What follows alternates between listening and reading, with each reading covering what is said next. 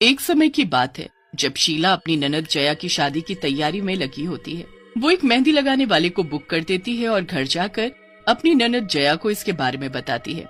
जया बड़ी ही खुश हो जाती है कि उसकी शादी में उसको सबसे सुंदर मेहंदी लगाने वाला आएगा। सब लोग शादी की तैयारियों में जोरों शोरों से लग जाते हैं। कैसे पूरा हफ्ता निकल जाता है पता भी नहीं चलता।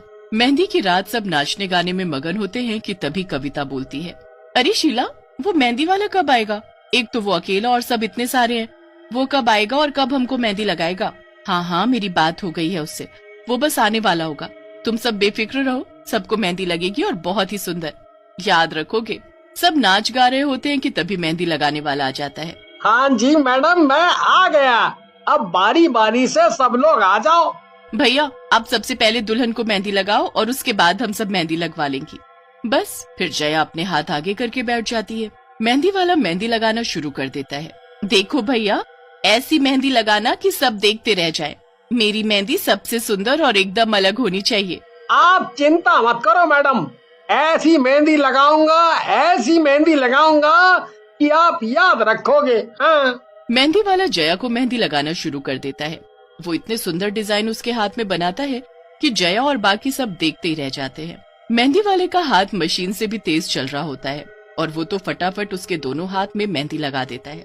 दुल्हन की मेहंदी लग चुकी है। अब एक एक करके आप सब भी मेहंदी लगवा लो। आओ आओ, सब एक एक करके आ जाओ और मेहंदी लगवा लो। सबके बाद मैं भी मेहंदी लगवा लूंगी, अभी मुझे बहुत काम है। मेहंदी वाला सबको मेहंदी लगाकर वहाँ से अचानक चला जाता है और शीला की मेहंदी रह जाती है। शीला काम खत्म करके आती है तो मेहंदी वाला वहाँ से गायब होता है। अरे, ये मेहंदी वाला कहाँ गया? अभी तो यही था, मैंने तो मेहंदी भी नहीं लगवाई। शीला उसे हर जगह ढूंढती है पर वो कहीं नहीं दिखता। फिर तभी जया शीला को नाचने के लिए खींच लेती है। जया पागलों की तरह नाच रही होती है जैसे उसे कुछ होश ही ना हो। अरे शीला, ये तेरी ननद को क्या हो गया है? देखना कैसे अजीब तरह से नाच रही है। हाँ, तुम सही बोल रही हो। शीला जया को रोकती है पर वो शीला को ही गुस्से से देखने लगती है और उस पर चिल्लाने लगती है। ये सब देख आसपास के लोग हैरान हो जाते हैं। अरे, ये जया अपनी भाभी शीला से कैसे बात कर रही है? क्या हुआ इसे? पता नहीं, और देखो ना कैसे पागलों की तरह नाचे जा रही है। जया किसी के भी कहने पर नहीं रुकती। वो तो बस अपनी मेहंदी को देख देख कर नाचती रहती है। जया तब तक नाचती है जब तक वो थक कर नीचे नहीं गिर जाती। शीला और बाकी लोग उसे जल्दी से उठाते हैं और एक बिस्तर पर लिटा देते हैं। जया बेहोश पड़ी होती है और तभी शीला का ध्यान उसकी मेहंदी पर जाता है। जया की मेहंदी से तो खून निकल रहा है। कैसी बात कर रही हो बहू, ऐसा कैसे हो सकता है? अरे हाँ, सच में जया की मेहंदी से तो खून निकल रहा है। जल्दी से हमें इसके हाथ धुलवाने होंगे। जया की माँ जल्दी से बाल्टी भरकर पानी लाती है और उसमें जया के हाथ धुलवाती है। जया के हाथ धुलने के बाद उसकी मेहंदी का डिजाइन बदला हुआ होता है। उसके हाथों में अजीब से चित्र बने होते हैं, जैसे कि एक गुड़िया, मटका, खोपड़ी और एक भूत की शक्ल। ये सब देखकर वहाँ खड़े लोगों की हालत खराब हो जाती है। फिर इतने में जया को भी होश आ जाता है और वो उठते ही पागलों की तरह बर्ताव करती है। मेरी शादी है मेरी शादी है, आज तो मेरी शादी है। मेरे दूल्हे को बुलाओ, जल्दी बुलाओ, मुझे अभी के अभी अपने दूल्हे के पास जाना है। कहाँ चला गया वो? अभी तो यहीं था।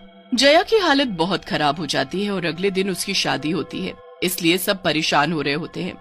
शीला जल्दी से डॉक्टर को बुलाती है जो उसे कुछ दवाइयाँ और नींद का इंजेक्शन देकर चले जाते हैं, पर अभी भी परेशानी दूर नहीं हुई होती है। जया के बाद अब बाकी औरतें भी जया की तरह बर्ताव करने लगती हैं। सबके हाथों से खून बह रहा होता है। बस शीला ही ऐसी होती है जिसके हाथ में मेहंदी नहीं लग पाई होती और वही अपने होश में होती है। मुझे ये सब उस मेहंदी वाले की गड़बड़ लग रही है। ऐसे हाथों और मेहंदी से खून बहना और सबका ऐसे पागल हो जाना, और फिर वो मेहंदी वाला बिना पैसे लिए ही चला गया। भला ऐसे कौन करता है? मुझे उसे अभी के अभी ढूंढना होगा, वरना जया की शादी खतरे में पड़ जाएगी। शीला उसी वक्त अकेली रात में मेहंदी वाले को चुपके से ढूंढने निकल पड़ती है। उसे दूर वो मेहंदी वाला जाता दिखता है और वो उसका पीछा करने लगती है। मेहंदी वाला दूर एक मेहंदी के बगीचे में जाकर रुक जाता है। उसके बाद जब वो पलटता है तो उसका चेहरा देखकर शीला सन्न रह जाती है। वो मेहंदी वाला एक भूत में बदल चुका होता है। हे भगवान, ये मेहंदी वाला तो एक भूत है। मतलब इस भूत की वजह से मेरे घर में ये सब हो रहा है। शीला छुपकर उस भूत को देखने लगती है। वो भूत उस बगीचे से मेहंदी के पत्ते तोड़ने लगता है। उसके बाद वो ढेर सारे पत्ते तोड़कर एक जगह बैठ जाता है। कितनी अच्छी खुशबू आ रही है इस मेहंदी से।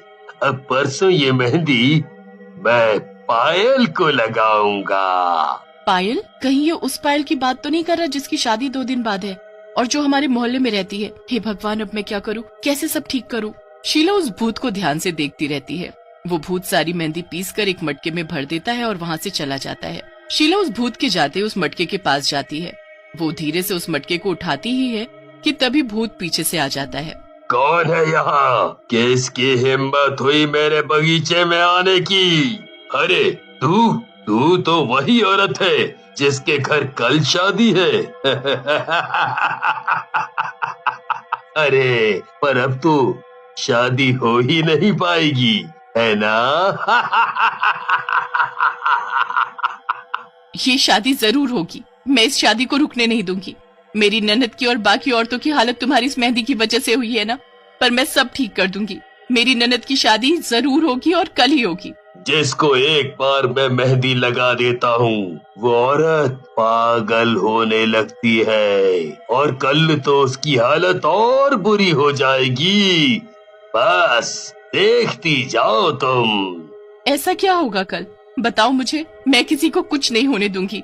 मैं तुम्हें अब किसी को मेहंदी नहीं लगाने दूंगी। किसी दूसरी दुल्हन के साथ ऐसा नहीं होने दूंगी। भूत इतना सुनते ही गुस्से में लाल हो जाता है और शीला को उठाकर इतनी जोर से फेंकता है कि वो दूर मेहंदी के बगीचे में जा गिरती है। शीला के सर में इतनी तेज लगती है कि वो उसी वक्त बेहोश हो जाती है। मुझे रोकने वाला कोई नहीं है, कोई नहीं रोक सकता मुझे।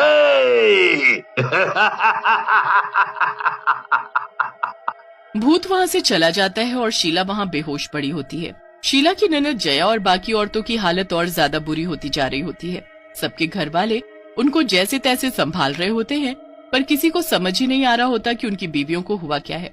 अगला दिन हो जाता है। शीला को होश आता है तो वो खुद को बगीचे में पड़ा पाती है। सुबह हो गई, मैं यहाँ पड़ी हूँ। आज तो जया की शादी है।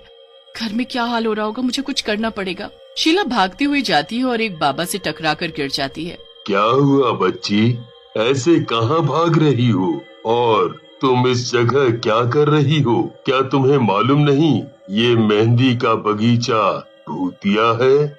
मुझे मालूम है बाबा, और इसीलिए मैं परेशान हूँ। इस बगीचे में रहने वाला भूत जो औरतों को इसी बगीचे की मेहंदी लगाकर पागल कर देता है, उसने मेरी ननद को भी पागल कर दिया है और उसकी आज शादी है। उसके साथ साथ जितनी भी औरतों ने मेहंदी लगवाई सबका वही हाल है। ऐसे तो मेरी ननद की शादी टूट जाएगी। मैं क्या करूँ बाबा? बाबा शीला को उस भूत को खत्म करने का उपाय भी बताता है। उसके बाद शीला जल्दी से भागती हुई अपने घर जाती है। वहाँ जया पागल हो चुकी होती है और अपने हाथों को रगड़ रही होती है।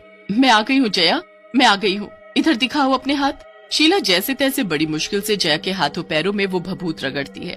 उसके बाद जया शांत हो जाती है और अपने हाथों को रगड़ना बंद कर देती है। उसके बाद वो अपनी सहेलियों के घर जाकर उनके हाथों में भी वही भभूत रगड़ती है और वो भी शांत हो जाती है। उसके बाद शीला सीधा पायल के घर जाती है। शीला पायल को सारी बात बताती है। नहीं, ऐसा कभी मत करना। देखो आज मेरी ननद की शादी है, उसके बाद कल वो तुमको मेहंदी लगाने आएगा और बस वही मौका है उसे कैद करने का। पर कैसे, वो मैं तुम्हें कल ही बताऊंगी। अभी मुझे जाना है, मेरे घर शादी है। जया और बाकी औरतें बिल्कुल ठीक हो चुकी होती हैं और जया की शादी अच्छे से हो जाती है। अगले दिन जया पायल के घर पहुंच जाती है और अब उस भूत के आने का इंतजार करती है। शीला एक जगह छुप जाती है और तभी वो मेहंदी वाला आ जाता है। आओ बैठो, मैं आपको मेहंदी लगा देता हूँ। नहीं, नहीं लगवाएगी वो मेहंदी। तुम कौन हो वो हम जानते हैं। गुस्से में आकर मेहंदी वाला भूत अपने असली रूप में आ जाता है। मैं तुझे नहीं छोड़ूंगा। तू मेरा कुछ नहीं बिगाड़ पाएगा। भूत शीला को मारने के लिए आगे बढ़ता है, पर तभी शीला उसी की लाई हुई मेहंदी उसके ऊपर मल देती है। ये तूने क्या किया लड़की? भूत बुरी तरह चिल्लाने लगता है। मुझे पता चल चुका है कि जिस मेहंदी से तू औरतों की जिंदगी बर्बाद कर रहा है वही तेरी मौत का कारण बनेगी। भूत का शरीर उसी मेहंदी से जलने लगता है और कुछ ही देर में भूत का अंत हो जाता है।